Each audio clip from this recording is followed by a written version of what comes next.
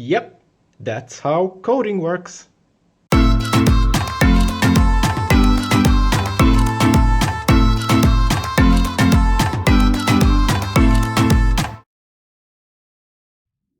As it may have been apparent in my previous video, check it out if you haven't already, I have trouble focusing on a specific task and keep going on wild adventures while developing my game. This of course leads to the dreaded scope creep or feature creep. Since I do intend to have a finished game sometime this century, I decided to force myself to not go on any more tangents until I either finish or scrap the features I started randomly implementing.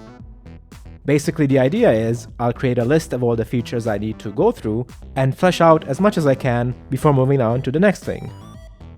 This is the list I came up with. These are the building blocks of the game that are sort of already implemented, but need some proper love to really make them fun and interesting. First up is the grid-based city building system. This is actually the first thing to ever be implemented for the game, and is in quite a good place. The only things to be done are adding and configuring more buildings and road tiles, and balancing the scoring of interactions between them. Next up is the traffic system. This is the feature that already took the most time to research and prototype. The basic implementation for road vehicles is done at this point. It's just gonna be a lot of manual work configuring all the different kinds of intersections and hooking up traffic lights, timing them properly, and so on. Plus, of course, adding a lot more vehicles and maybe even ones with more than 6 polygons. However, road vehicles are only the first part. I also want to have trains and pedestrians in the game. For these, I need to come up with a different and more simple waypoint system to use, since these don't actually need advanced physics or AI like the cars do. Closely related to the traffic system is the driving mechanic. Currently, there are a couple of vehicles that are drivable by the player, but they are hooked into the game in a very hacky way. I would like to have it integrated with the AI traffic cars used by the simple traffic systems system. Basically, if I wanted to, I should be able to allow the player to gain control of any vehicle in the game. Again, semi-related is the first-person exploration and platforming mechanic. I want the integration between walking, driving, and isometric gameplay to be seamless. The platforming physics could also do with some polish, as well as implementing more hidden collectibles, random interactable props, and perhaps some minigames. Last point on the list is the dialogue and event system. In essence, this is the system responsible for the story. As I mentioned previously, I'll be using Yarn Spinner, and I do have a basic integration of it done already. However, I'll need to add a clean way of handling triggers and events so I can more easily script, like stuff X to happen whenever the player does some Y thing.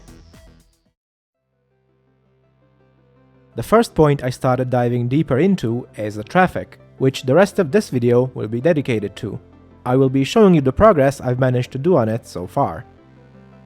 As I have mentioned, besides cars, I really wanted to have trains and pedestrians in the cities. The very first idea I had was to just use the simple traffic system asset for them. However, that asset is really focused on cars, with stuff like wheel physics being heavily integrated. But me being me, I tried anyway, just making pedestrians as cars with hidden wheels. Well, I ended up creating these abominations. Besides, well, everything, this would have also been incredibly resource heavy for what it was. I really needed to come up with my own solution, my own waypoint system. One without complicated physics or AI. Just have entities move between waypoints with simple transforms.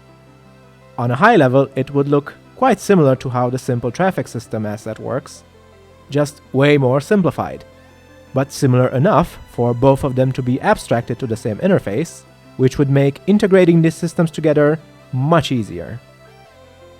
After some trial and error, and yoinking some inspiration from this pedestrian system asset, I had a working, fairly easy to edit system where any game object could follow some predefined waypoints. It was then time to have it integrated into the city building part of the game. As planned, I abstracted the AI traffic waypoints from the simple traffic system, and my new simple waypoints to a shared interface, so I could use both of them when designing my road tiles. Once that was done and all routes were able to connect correctly, it was time to bring some actual pedestrians into the game. The models are from the same low-poly Ultimate Pack as most of the other graphics assets I'm currently using. Using Adobe's Mixamo, a tool where you can, for free, animate your rigs with a giant library of animations, I was able to get them moving fairly nicely. Some messing around with animation controllers later, and these guys were ready to hit the streets. The next piece of the puzzle was making my simple waypoints also work with the simple traffic system's traffic lights. The earlier abstraction helped getting this working as well, and now the pedestrian routes could also be hooked into the traffic lights cycles. Now, at this point, I've been spending quite a bit of time in first person, testing some interactions with the pads or just observing their behaviors. During this time, I got quite a bit annoyed by the low quality of the cars driving by. I was aware that since I could have potentially hundreds of cars on screen at once, it wasn't really an option to replace them with high-quality models. That's when I came across this Unity asset, Stylized Vehicles Spec Low Poly.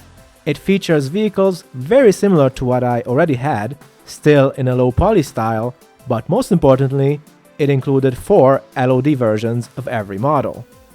LOD, or level of detail, is a technique that reduces the number of GPU operations that the game engine requires to render distant meshes, by reducing the number of triangles for models that are further away from the camera. You probably know this from open world games, for example, where you may notice objects suddenly pop and become a bit more detailed as you get closer. For my game, this meant that in first person, the player could get fairly detailed models for the cars, while in the isometric view, still the lowest poly versions would get rendered, not impacting performance as much. After setting all of this up and also messing around a bit with emission materials for brakes and headlights, the cars were much nicer to look at than before. It was at this point that I decided it is time to rework how the 3 systems of the AI traffic simulation, first-person running and jumping, and drivable vehicles worked together. Before, the drivable cars were their own game objects, with a bunch of duplicated logic and setup required. After the rework, the AI traffic cars and drivable cars have all the shared properties abstracted and can be easily toggled between how they are being controlled.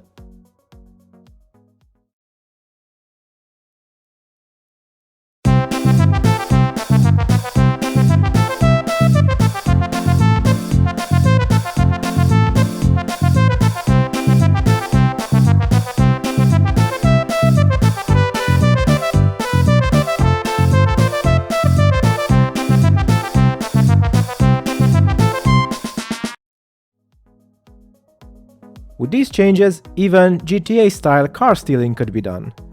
But I'm probably not going to have that in the final game.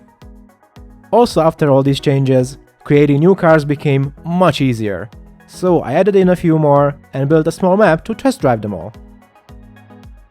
The handling maybe could be fine-tuned a bit more, but it does feel nice and responsive, so I'm quite happy with it for now. Lastly, it was time for the last type of traffic, the one most looked forward to, trains. They actually work quite similar to pedestrians. They don't have any physics simulation and use the same simple waypoint system, just a separate instance of it to make sure trains don't decide to run on the sidewalk. Though that does give me some cool story ideas. Anyway, after setting up some rail tiles with waypoints for trains and tweaking some colliders, the trains were ready to go. Well, at least the locomotives were. Next up was adding wagons to the trains. I actually had some trouble finding a good solution for this, but in the end the wagons became special instances of trains that always spawn after a locomotive and inherit the same speed and route. As a last touch, I added a train platform where trains would stop for a few seconds. As a touch after the last touch, I fixed it so it wasn't broken. So, after all that, let's see how the game looks like currently.